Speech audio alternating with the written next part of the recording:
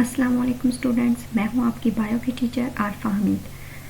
आज हम chapter number 1 start करेंगे, इंट्रोडक्शन टू बायोलॉजी।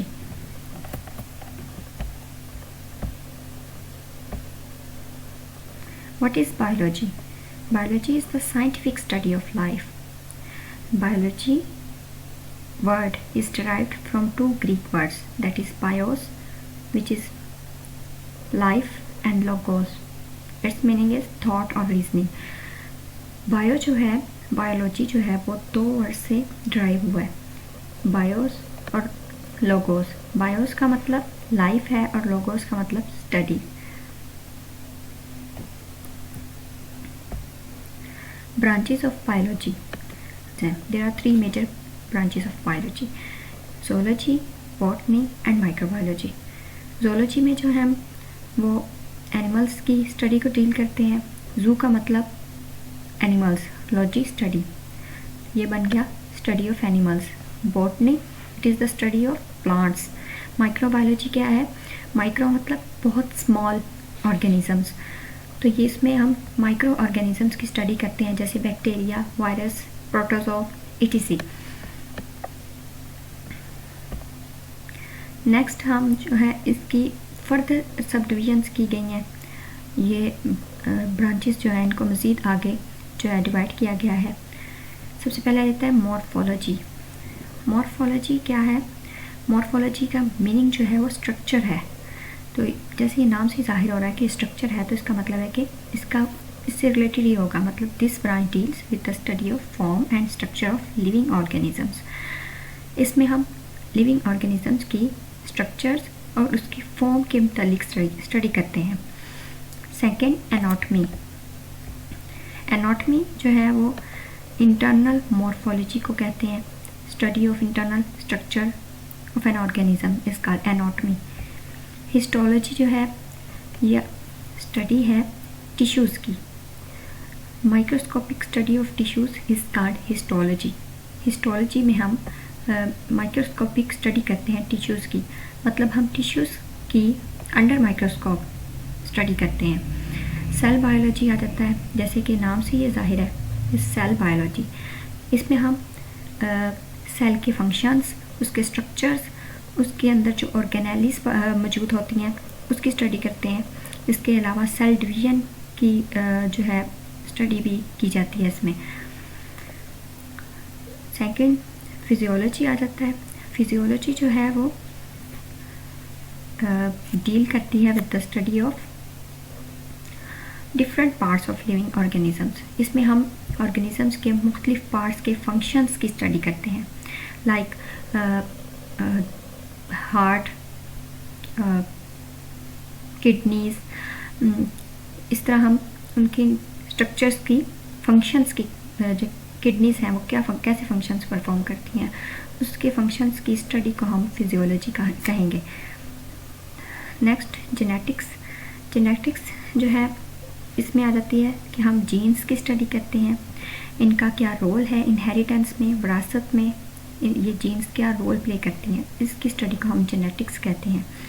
इसके अलावा इनहेरिटेंस का मतलब ये है कि जो कैरेक्टर्स एक जनरेशन से दूसरी जनरेशन में ट्रांसफ़र हो रहे हैं, मतलब जैसे hair colour, eye colour, height, ये सब यानी एक जनरेशन से दूसरी जनरेशन में ट्रांसफ़र होते हैं। तो इनहेरिटेंस का मतलब ये हुआ कि एक जो कैरेक्टर है उसकी transmission from one generation to the other. Next, embryology आ जाता है। एम्ब्रियोलॉजी जो है वो study of the development of an embryo to the new individual. इसमें हम स्टडी करते हैं एम्ब्रियो की एक नए इंडिविजुअल बनने तक, इसकी स्टडी करते हैं, तो वो एम्ब्रियोलॉजी कहलाएगा। एम्ब्रियो से एम्ब्रियोलॉजी निकला है। एम्ब्रियो की स्टडी जब तक कि वो एक नए इंडिविजुअल तक कन्वर्ट नहीं हो जाता। टैक्सोनमी जो है, ये टैक्सोन ग्रुप एक होता है जिसमें मुख्तलिफ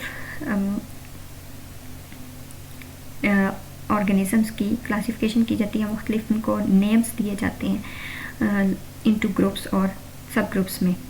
classification of organisms into groups and सब ग्रुप्स इज कॉल्ड टैक्सोनमी। पेलियोंटोलॉजी आ जाता है। नेक्स्ट जो है पेलियोंटोलॉजी जो है, पेलियो का मतलब फॉसल्स है।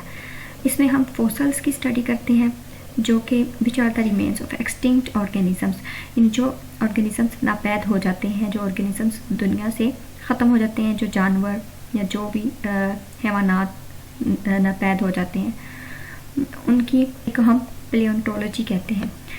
नेक्स्ट आता है इन्वायरमेंटल बायोलॉजी। इन्वायरमेंटल बायोलॉजी जैसे कि नाम से जाहिर है, इन्वायरमेंट की बायोलॉजी ये डील करती है study of the interactions between the organisms and their environment. Organisms की उसके इन्वायरमेंट के साथ क्या इंट्रैक्शन है, क्या ताल्लुक है, उसकी स्टडी को इन्वायरमेंटल बायोलॉजी कहते हैं। सोशियो बायोलॉजी आ जाता है। Next socio biology, this branch deals with the study of social behavior of the animals that make societies।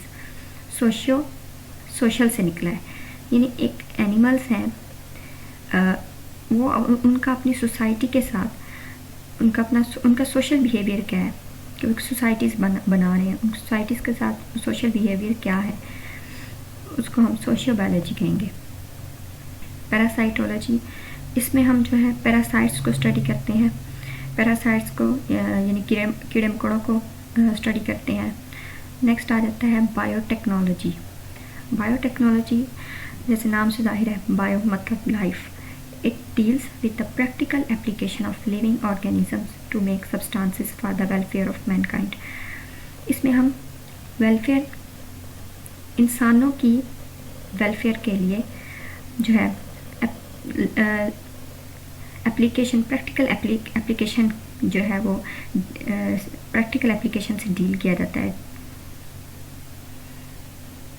इंसानों की वेलफेयर के लिए सब्सटेंसेस जो है वो प्रिपेयर किए जाते हैं प्रैक्टिकल एप्लीकेशंस के जरिए, जैसे मेडिसिन वगैरह। ये इंसानों की जो है डिजीज़ के अगेंस्ट जो है ये बनाए जाते हैं, इंसानों की वेलफेयर के लिए बनाए जाते हैं। इम्यूनोलॉजी आ जाता है, इम्यून से निकला है। It is the study of the immune system of animals के इम्यून सिस्टम की स्टडी को कहते हैं, which defends the body against invading microbes. जो कि इम्यून सिस्टम क्या होता है कि जो इंसान या कोई भी ऑर्गेनिजम्स है उसकी बॉडी में जो डिजीज़्ड माइक्रो ऑर्गेनिजम्स होते हैं, उनके ख़िलाफ़ हमारा इम्यून सिस्टम जो है वो उसको डिफेंड करता है, हमारी बॉडी को उन माइक्रो ऑर्गेनिजम्स के अगेंस्ट। उसको हम जो है उसकी स्टडी को जो है इम्यूनोलॉजी कहेंगे। नेक्स्ट एंटोमोलॉजी आ जाता है। एंटोमोलॉजी जो है वो इंसेक्ट्स की स्टडी को कहते हैं। दैन फार्माकोलॉजी फार्मा मतलब medicine. It is the study of drugs and there effects on the system of human body. कि ड्रग्स के इंसानी बॉडी पे, ह्यूमन बॉडी पे क्या इफ़ेक्ट्स हैं ड्रग्स के, और इसकी स्टडी को हम जो है वो फार्माकोलॉजी कहेंगे। होप सो आपको मेरा लेक्चर समझ आया होगा। अगर कोई क्वेश्चन हो तो आप कमेंट बॉक्स में कर सकते हैं, मैं इंशाल्लाह जल्द उसका जवाब देने की कोशिश करूँगी।